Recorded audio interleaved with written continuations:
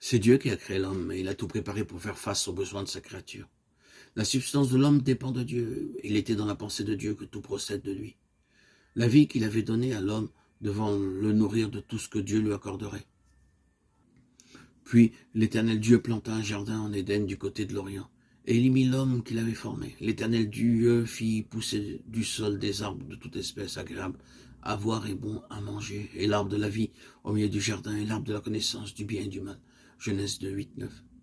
À travers ces deux arbres, Dieu nous montre en symbole les deux différentes manières pour l'homme de se conduire sur cette terre. Certains sont conduits par le principe de la connaissance du bien et du mal, alors que d'autres sont gouvernés par le principe de la vie. Considérons ces deux différents principes et leur incidence dans la vie des enfants de Dieu. Et remarquons au préalable que si les chrétiens peuvent être gouvernés principalement par l'un ou l'autre de ces principes de manière individuelle, un chrétien peut aussi agir alternativement sur la base de l'un ou de l'autre de ces principes. Si notre manière d'agir est contrôlée par le principe du bien et du mal, alors quand nous devrons prendre une décision, nous nous demanderons, est-ce bien ou est-ce mal? Est-ce que ce sera bon de faire ceci ou est-ce que ce sera mauvais?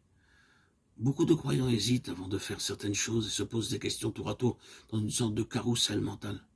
Ils s'évertuent à faire ce qui est droit et ils veulent éviter de faire tout ce qui n'est pas bon.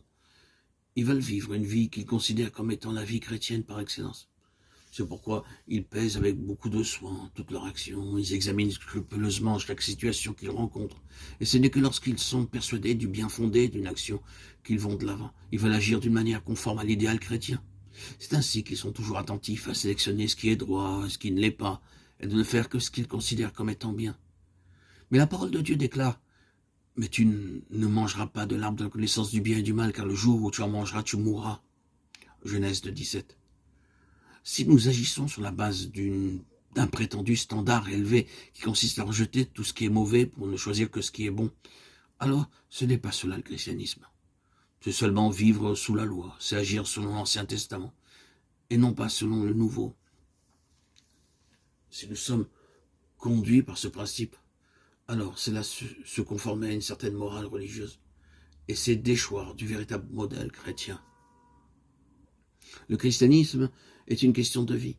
Si vous êtes chrétien, alors vous possédez une vie nouvelle, et quand vous devez décider de quelque chose, ce n'est pas la peine de vous demander si ce serait bien ou mal. Vous devez vous demander, si je fais ceci, ma vie intérieure en sera-t-elle affectée? Comment cette vie intérieure réagira-t-elle à tout cela? Le christianisme a pour fondement la vie. C'est le principe auquel tout chrétien doit obéir et suivre.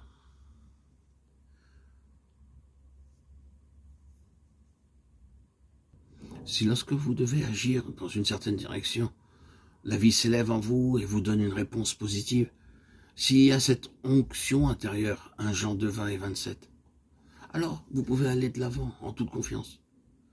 C'est la vie intérieure qui vous a indiqué cela. Mais si cette vie intérieure décline et est abattue, alors vous devez savoir que ce que vous aviez envisagé doit être abandonné, même si cela paraît louable.